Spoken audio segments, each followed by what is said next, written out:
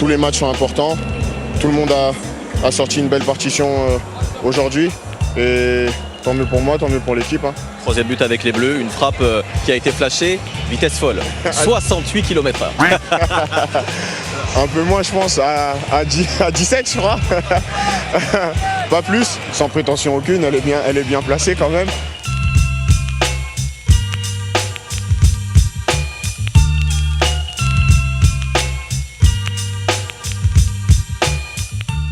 Salut à tous, bienvenue dans la quotidienne. Bon ok, il la place bien sa frappe Youssouf Fofana. Bon après, elle est un petit peu contrée, on va pas se mentir. Mais il était content hier le Monégasque au micro de Saber Defarge, buteur lors de la victoire de l'équipe de France, 3-2 face à une belle équipe du Chili. Alors c'était mieux que face à l'Allemagne, mais c'était pas ultra rassurant non plus en vue de l'Euro. Mais un des bons points de la soirée, c'est le match de Randal Kolo Muani, un but et une passe D pour le Parisien qui a logiquement été élu homme du match. Et il a raconté son but devant la caméra de Guillaume Bigot, imperturbable, enfin si, juste par les lumières du Vélodrome, mais c'est tout. Ouais, raconte-moi un peu ce but-là. Bah, je vois Théo contrôler et il a hésité à la mettre. Oula, il a hésité à la mettre. Oli aussi, il l'a demandé. Et dès qu'il l'a mise, j'ai pas hésité à sauter et je la prends bien. J'ai sauté haut un peu. Et en revanche, hier, il y en a un qui n'a pas sauté au plafond justement, c'est Didier Deschamps. Le sélectionneur des Bleus nous a expliqué que c'était un rassemblement mitigé au vu des performances de l'équipe. Et il s'est aussi exprimé sur les sifflets du Vélodrome pour Kylian Mbappé à chaque fois qu'il touchait le ballon. Alors même s'il n'a pas réussi grand chose hier, ça Dédé, il valide pas du tout. Je suis pas surpris malheureusement. Que oui, bien sûr, tout le monde sait, vous aussi, la rivalité, le match qu'il y a dimanche, mais ça devrait pas parce que c'est l'équipe de France, c'est le capitaine. Après, c'est pas tout le stade aussi, mais ça devrait pas. Allez, je vais être gentil, c'est décevant, pour pas dire autre chose. Et pour finir avec l'équipe de France, deux mauvaises nouvelles hier soir durant le match. Les blessures de Jonathan Klaus et d'Eduardo Camavinga. Le Marseillais a quitté ses coéquipiers dès la 10e minute de jeu et souffre d'une déchirure à l'ischio-jambier. Et il manquera donc très certainement le classique face au PSG dimanche. Et quant au Madrilène, il est victime d'une entorse de la cheville gauche. On en saura plus très vite sur leur indisponibilité, mais bon, pas ouf de se blesser à ce moment-là de la saison quand même. Dans les autres rencontres de la soirée, on connaît désormais les 3 derniers pays qualifiés pour l'Euro, avec la Pologne qui sera dans le groupe de la France après avoir battu le Pays de Galles au tir au but. Qualification de l'Ukraine également, 2-1 face à l'Islande. On vous montre un peu à quoi ressemblent les groupes désormais au complet pour cet Euro qui commencera, on le rappelle, le 14 juin. Et moment d'histoire hier à Tbilissi, la Géorgie s'est qualifiée pour la première fois de son histoire à l'Euro. Victoire au tir au but aussi contre la Grèce, et celui qui était particulièrement aux anges hier soir, c'est le sélectionneur Willy Sagnol, qui a même été applaudi en conférence de presse. S'il vous plaît.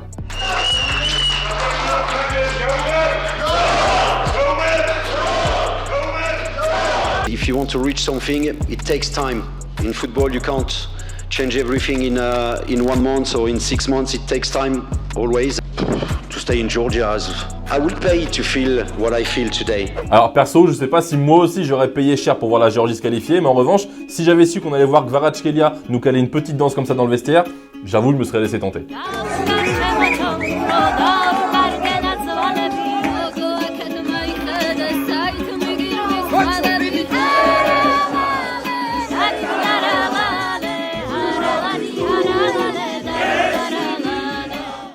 Hier, il y avait aussi de belles affiches en Europe avec Espagne-Brésil notamment qui s'est terminé sur un match nul 3-3. Et pour ceux qui ont vu le match, vous devez encore avoir les yeux qui brillent avec la performance incroyable de Lamine Yamal impliqué sur les 3 buts espagnols. J'aime pas abuser, mais son match c'était du niveau Zizou face au Brésil en 2006. Il leur a tout fait au point où il est sorti ovationné par le Santiago Bernabéu. Et ouais, le quotidien Pro Barça Sport n'a évidemment pas manqué de le préciser sur sa une, parce qu'un Barcelonais applaudi par le public du Bernabéu, c'était plus arrivé depuis Ronaldinho en fait. Et je rappelle que Yamal n'a que 16 ans. Voilà, calmement. Mais de l'autre côté, chez les Brésiliens, il y avait aussi une autre pépite qui a marqué son 2e but en sélection en 4 matchs. Et c'est Endrick, le futur joueur du Real Madrid, qui a donc commencé à s'acclimater à son futur stade. Et devinez qui l'attendait devant les vestiaires après le match? Florentino Pérez. Tiens, il en a même profité pour gratter un maillot de Rodrigo au passage.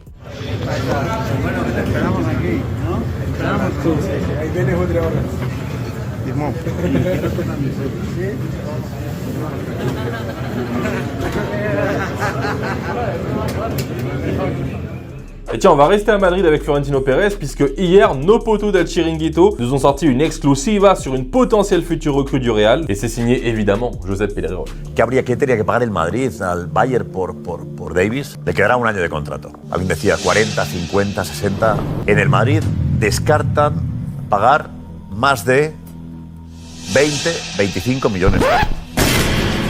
Por eso es muy importante que Davis demuestre que quiere jugar en el Real Madrid. Alors reste à voir si le Bayern voudra se séparer d'Alphonso Davies à ce prix-là surtout, mais en tout cas, hier on vous demandait quelle serait la recrue que vous voudriez voir au Bayern Munich la saison prochaine. Et pour toi Quentin, tu penses que Heung-min Son serait une top recrue pour reformer le duo des Spurs avec Harry Kane, mais pas pour les trophées, ah ouais toi tu leur souhaites du malheur carrément. Mais pour toi Brian, tirais plus sur Florian Wirtz, un joueur de grand talent en devenir qui connaît bien la Bundesliga et qui peut fortement progresser. Alors s'il jouait à Dortmund, je t'aurais dit ok, le chemin est tout tracé, mais là, ça reste à voir. J'avoue que j'ai pas fait exprès.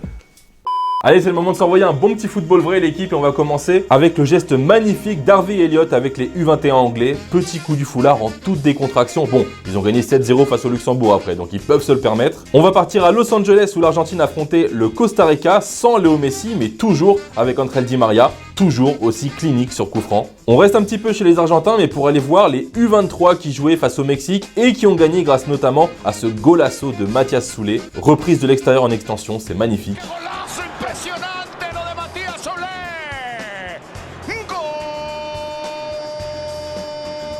Et on termine en Colombie pour le match entre l'Atlético Nacional et Pasto et la frappasse de Robert Mejía, c'est imparable. Des nouvelles de José Mourinho l'équipe, et ouais on l'a vu profiter un petit peu de son temps libre partout, mais pour son futur de coach il s'est confié à Fabrizio Romano et notamment sur les propositions de l'Arabie Saoudite. When I had the proposal, of course economically was important. I refused because it was more important for me. Roma, European football, objectives, commitment. If you ask me in the future, you know, experience taught me to say never. Petite question du jour l'équipe, dans quel club vous voudriez voir José Mourinho la saison prochaine? En Liga, retour en PL, en Ligue 1 peut-être, pourquoi pas? Dites-moi tout en commentaire et demain on en sélectionnera deux d'entre vous. Avant de se quitter, petite nouveauté en Ligue 1 à partir de la saison prochaine, changement de logo. Et ouais, en plus d'avoir un nouveau sponsor, la Ligue 1 aura une nouvelle identité. Dites-moi ce que vous en pensez en commentaire, hein. Moi en tout cas, j'aime moyen. Voilà, c'est mon analyse, c'est tout. Et voilà l'équipe, c'est la fin de la quotidienne, j'espère que vous avez passé un bon moment avec nous. On va se quitter avec le résumé de France-Chili, le match d'hier. Voilà, prenez soin de vous et on se retrouve demain. Salut. À Marseillais, la talonnade. Oh, pas de hors-jeu, le centre possible en retrait et la première occasion. Oh, et c'est même plus qu'une occasion. C'est l'ouverture du score. Marcelino Núñez, le joueur de Norwich en deuxième division anglaise après moins de 6 minutes, est en train de nous reproduire le scénario. À nouveau Jules Koundé. Au sol. Kylian Mbappé. Et Fofana. Avec la réussite parce que c'est le pied gauche, avec la réussite parce que ça a été détourné, avec la réussite de celui qui va provoquer justement son destin. Toujours Fofana, Kolo Muani, Giroud. Allez. Fofana qui peut en profiter. Théo Hernandez.